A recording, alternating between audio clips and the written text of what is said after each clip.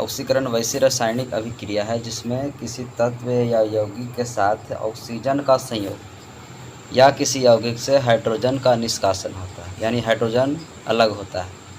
किसी भी तत्व यौगिक के साथ ऑक्सीजन जुड़ेगा तो उसको ऑक्सीकरण कहते हैं, या किसी तत्व अर्थात किसी यौगिक के साथ यौगिक से ऑक्सीजन अलग होगा तो उसको अवकरण कहते हैं।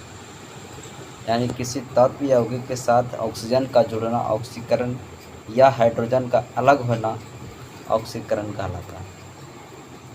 किसी तत्व से ऑक्सीजन का संयोग, हम लोग एग्जाम्पल में आज देखेंगे। किसी तत्व से ऑक्सीजन का संयोग, तो किसी तत्व से ऑक्सीजन का संयोग में किसी तत्व से, यदि कार्बन एक तत्व है इसमें ऑक्सीजन जोड़ेंगे तो कार्बन का ऑक्सीकरण होगा, कार्बन का ऑक्सीकरण होगा। और सल्फर में ऑक्सीजन जुड़ेगा तो सल्फर का ऑक्सीकरण होगा। जिसमें ऑक्सीजन जुड़ा उसका ऑक्सीकरण होता है, जिसमें ऑक्सीजन लग जाता है उसे ऑक्सीकरण कहते हैं।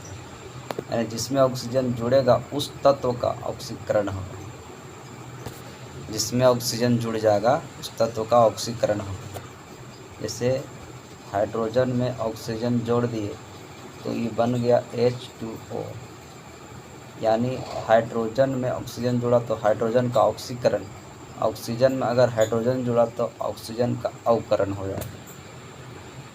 जिसमें ऑक्सीजन जुड़ेगा उसका ऑक्सीकरण होता है, और जिस यौगिक से हाइड्रोजन अलग होगा उसका ऑक्सीकरण हो जाएगा। किसी तत्व से ऑक्सीजन का जुड़ना ऑक्सीकरण कहलाता है। किसी यौगिक से हाइड्रोजन का अलग होना, किसी यौगिक से हाइड्रोजन का निष्कासन यानी अलग होना। सांद्र हाइड्रोक्लोरिक अम्ल को मैंगनीज डाइऑक्साइड के साथ गर्म करने पर क्लोरीन गैस निकलती है। सांद्र हाइड्रोक्लोरिक अम्ल को मैंगनीज डाइऑक्साइड के साथ गर्म करने पर जो है हाइड्रोक्लोरिक अम्ल गर्म करने पर क्लोरीन गैस निकलती है, क्लोरीन गैस। इसमें से हाइड्रोक्लोरिक अम्ल और MnO2 जब अभिक्रिया हुआ तो यहाँ पर बना MnCl2 और H2O, यानी हाइड्रोजन इस यौगिक से अलग हो गया तो हाइड्रोक्लोरिक अम्ल का क्या हो गया, ऑक्सीकरण। और जिसमें जाके हाइड्रोजन जुड़ गया उसका ऑक्सीकरण होगा। जिसमें जाके हाइड्रोजन जुड़ा उसका अवकरण होगा। हाइड्रोजन का जुड़ना अवकरण, ऑक्सीजन का जुड़ना ऑक्सीकरण। हाइड्रोजन का अलग होना ऑक्सीकरण, हाइड्रोजन का किसी तत्व में जुड़ना अवकरण कहलाता है। ये मुख्य बिंदु में क्या है, इसमें ऑक्सीजन का संयोग होता है। ऑक्सीकरण में जो होता है इसमें ऑक्सीजन का संयोग होता है। इसमें विद्युत ऋणात्मक तत्वों का संयोग होता है, यानी ऑक्सीजन जुड़ेगा तो ऑक्सीजन एक आधातु है, यानी विद्युत ऋणात्मक तत्वों का जो है संयोग होता है। इसमें किसी यौगिक से हाइड्रोजन का अलग होता है, किसी यौगिक से हाइड्रोजन का अलग होना भी ऑक्सीकरण कहलाता है। इसमें धातु का ऑक्सीकरण होता है, हमेशा धातु का जो होता है ऑक्सीकरण होता है।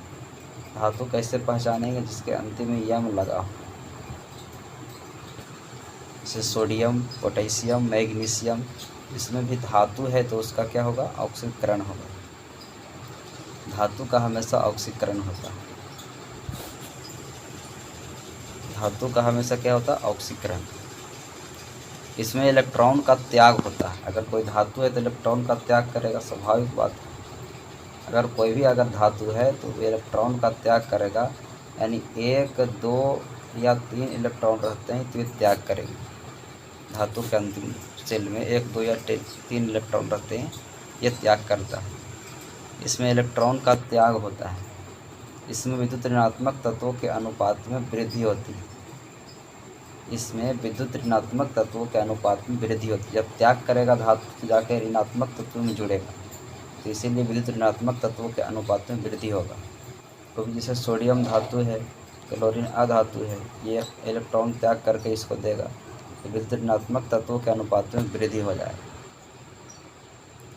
यानी विद्युत ऋणात्मक तत्वों के अनुपात में वृद्धि होती है। इसमें विद्युत धनात्मक तत्वों के अनुपात में कमी होती है। धनात्मक तत्व जो होगा वो त्याग करेगा तो स्वाभाविक चीज़ है उसमें कमी हो जाएगी। इसमें विद्युत धनात्मक तत्वों के संयोजकता में वृद्धि होती है।